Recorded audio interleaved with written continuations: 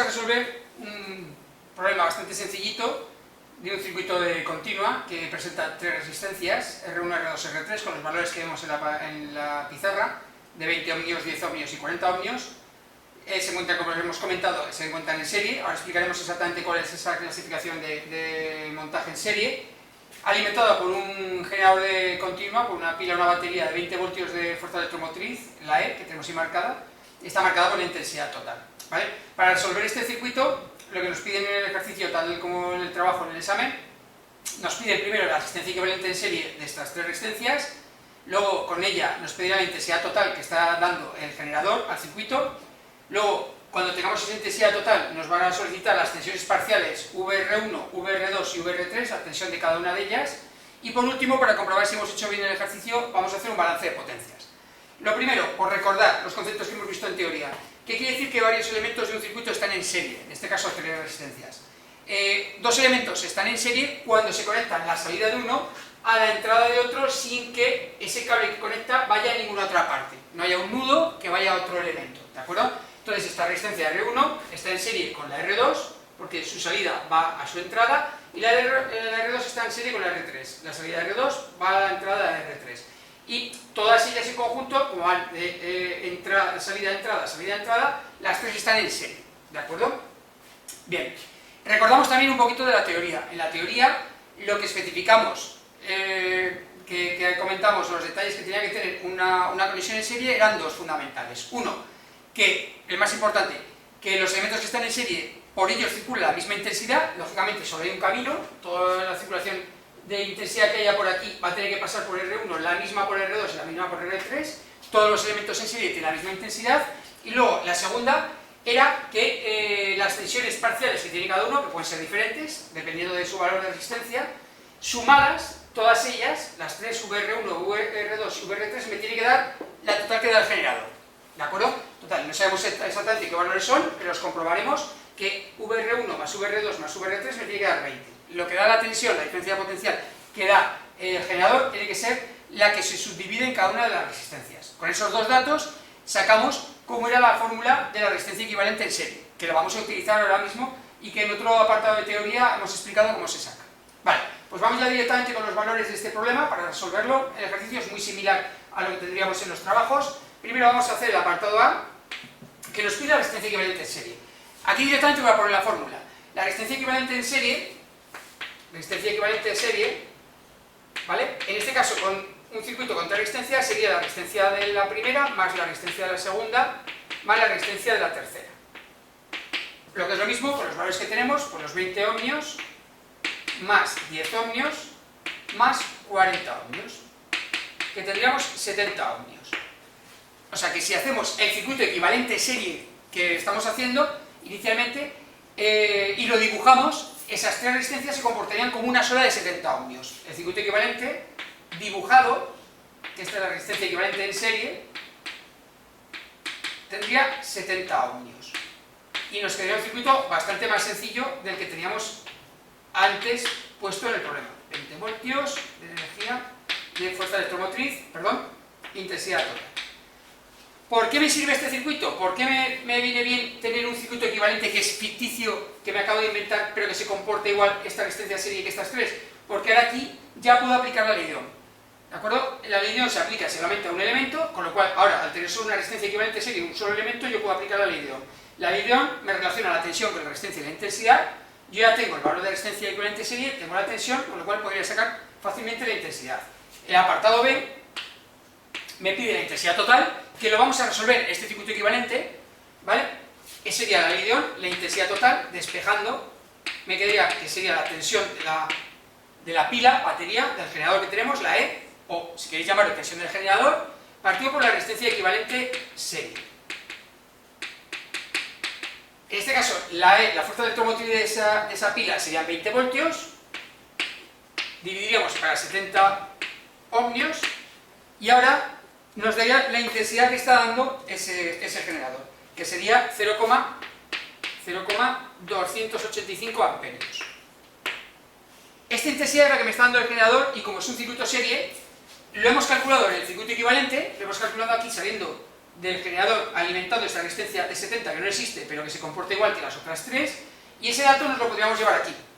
Esos 0,285 amperios que van en este circuito es en las mismas que irían aquí, ¿de acuerdo? Entonces yo ya podría poner el dato de 0,285 amperios que este generador nos está aportando a esas tres resistencias.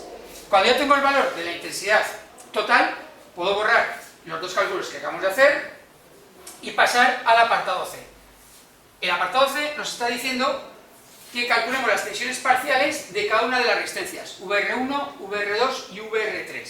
Como tenemos la intensidad que está circulando por cada una de ellas y su valor resistivo, podemos aplicar la ley de Ohm a cada una de ellas, que es lo que nos pasa con la ley de Ohm, que solo podemos aplicarlo a un elemento.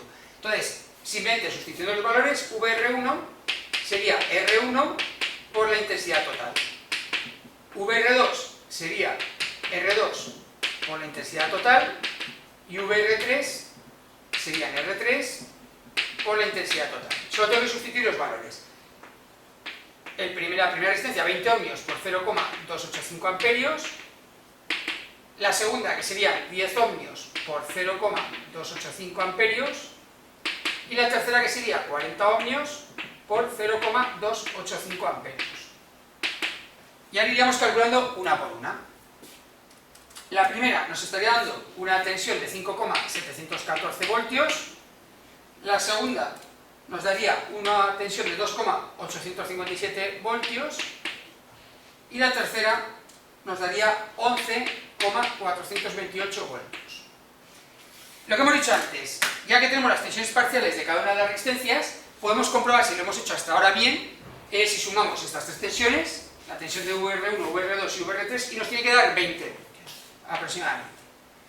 Si tenemos alguna pequeña desviación matemática, simplemente puede ser por los decimales. Vamos a sumarle a la última los 2.857 y los 5.714 y nos da 19,999 voltios. Esa milésima que hemos perdido es simplemente por los decimales, con lo cual comprobamos que hemos resuelto adecuadamente por ahora los valores. Si ahora sí queremos asegurarnos, el balance de potencias que tiene el circuito lo vamos a hacer en el siguiente apartado, pero vamos a coger los valores de las tensiones y los vamos a poner para identificarlos y poder trabajar con ellos. La tensión de R1 era 5,714 voltios, la tensión de R2 2,857 voltios y la VR3 11,428 voltios. Yo para hacer el balance de potencias siempre pido a mis alumnos que lo hagan con una tabla, que es la forma más sencilla de no perder los datos y de rellenarlos de forma adecuada. La tabla que yo utilizo es pongo en la parte superior las resistencias R1, R2 y R3 y aquí voy poniendo su tensión, su intensidad y debajo la potencia de cada una de ellas. Como ya tengo casi todos estos datos, lo único que tengo que hacer es ir rellenando. La tensión de VR1 eran 5,714 voltios, la de R2 2,857 voltios y la de R3 11,428 voltios. La intensidad es bastante cómoda porque como estamos en serie, es la misma, es 0,285 amperios para todos. Cuando tenemos rellenada esta tabla de esta forma, simplemente tengo que multiplicar para calcular la potencia en continua. Sabemos que la potencia es V por I, la tensión por la intensidad, con lo cual solo tengo que multiplicar cada columna, V por I, para sacar la potencia de cada resistencia. En este caso, la resistencia 1 era 5,714 voltios por 0,285, me da que gasta una potencia de 1,628 vatios. Recordamos que la unidad de la potencia eléctrica es el vatio, ¿de acuerdo? Recordamos también que las resistencias, esa potencia eléctrica, siempre la gastan. La resistencia está cogiendo esa potencia eléctrica del circuito, en concreto la que nos está aportando el generador, y la está convirtiendo en calor directamente. Esa es la primera resistencia. La segunda sería 2.857 por 0.285, nos estaría dando 0,814 vatios. Y la tercera, pues como era 10 veces, 4 veces mayor, 0.814, me está dando 3,256 vatios. Vale, ya tenemos la potencia que gasta cada una de ellas. ¿Qué podemos hallar de esto? Pues sumándolas, podemos hallar la potencia perdida total del circuito sumando estas tres. Esa es la potencia que está perdiendo el circuito en las tres resistencias. Sería sumar estos valores que acabamos de calcular y nos da que este circuito gasta 5,698 vatios. Si lo gasta, esta parte del circuito, estas tres resistencias, está gastando esta potencia, ¿quién lo da? Pues el único elemento que lo puede dar es, en concreto, el generador. Pues vamos a comprobar aquí arriba si esta potencia perdida la está aportando el generador. La potencia del generador será también V por I, pero en este caso la V, como es un generador, es la E, la fuerza electromotriz, que son toda la tensión, los 20 voltios, por la intensidad que da, 0,285. Y si multiplicamos esos 20 voltios por la intensidad que circula, 285, me está dando 5,7 vatios.